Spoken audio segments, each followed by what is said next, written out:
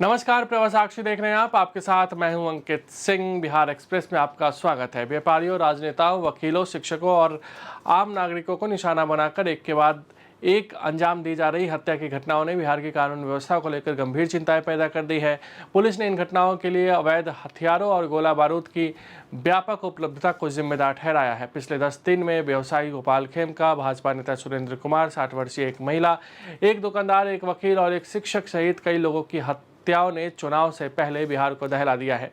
इसके अलावा बिहार में हमने पूर्णिया में 5 लोगों को जलाकर मारने की खबर भी सुनी। इसके अलावा सिवान में जो एक नरसंहार को अंजाम दिया गया वो भी हमने देखा है। राज्य अपराध रिकॉर्ड ब्यूरो के नवीनतम आंकड़ों के अनुसार राज्य में जनवरी से जून के बीच हर महीने औसतन 229 हत्याओं के साथ 1376 हत्या के मामले दर्ज किए गए हैं, जबकि 2024 में यह संख्या 2786 और 2023 में 2863 थी।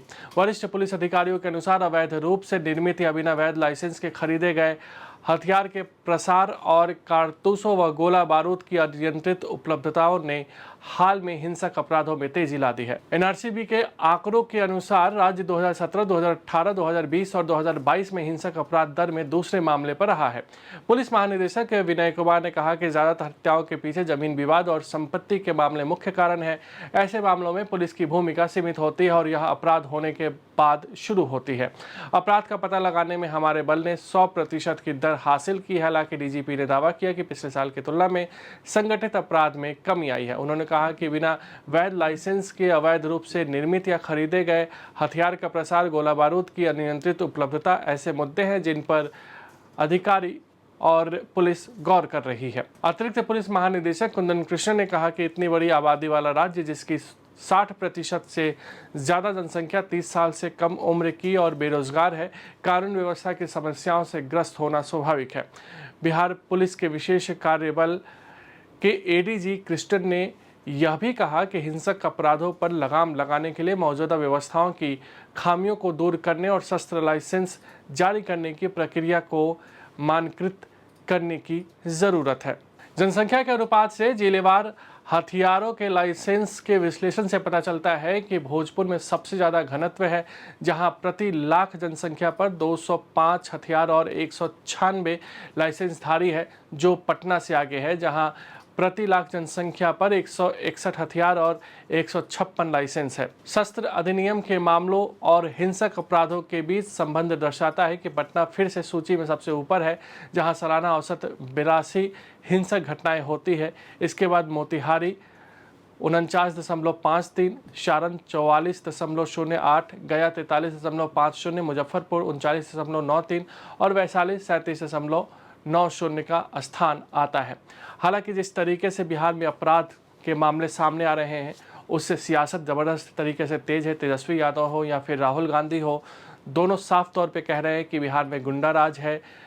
वहीं भाजपा और एनडीए कह रही है कि कानून अपना काम कर रही है, पुलिस अपना काम कर रही है।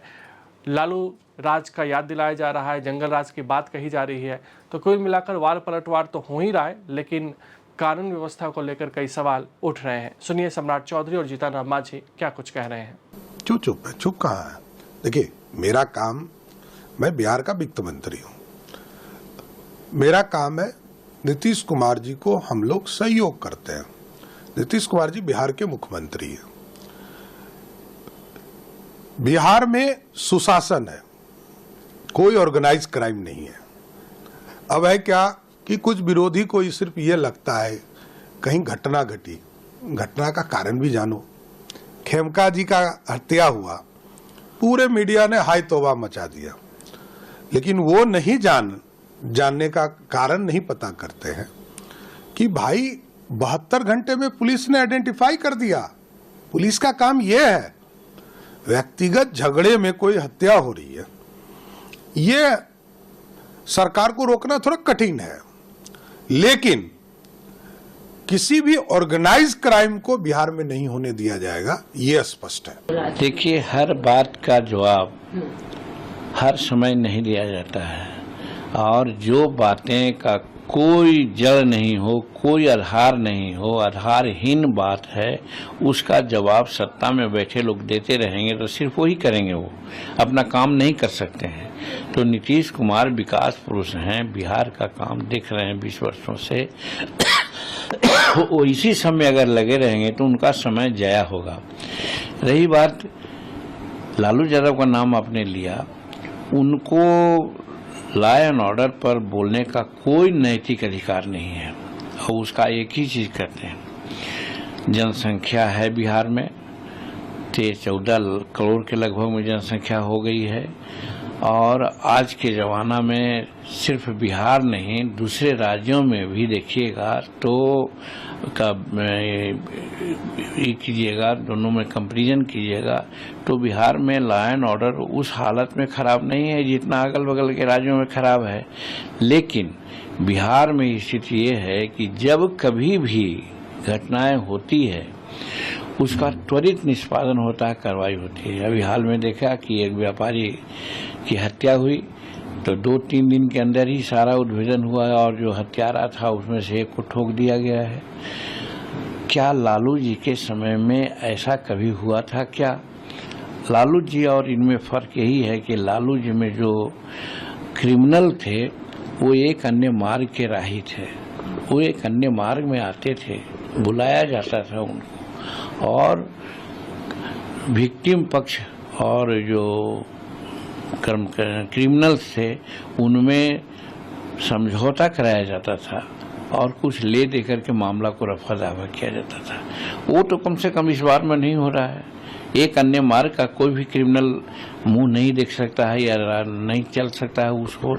तो ये भी सोचने का चीज है कि जब सत्ता संवेदनशील है वैसी परिस्थिति में वहां पर अगर क्राइम हो रहा हो तो क्राइम को दूर करने के लिए, क्राइम को मिटाने के लिए जो प्रयास हो रहे हैं वो बहुत अच्छा प्रयास हो रहे हैं, जिसका नतीजा अभी हाल में देखा कि अब बिहार के लोग अब सोचने लग गए, प्रशासक लोग, कि अब काम नहीं चलेगा।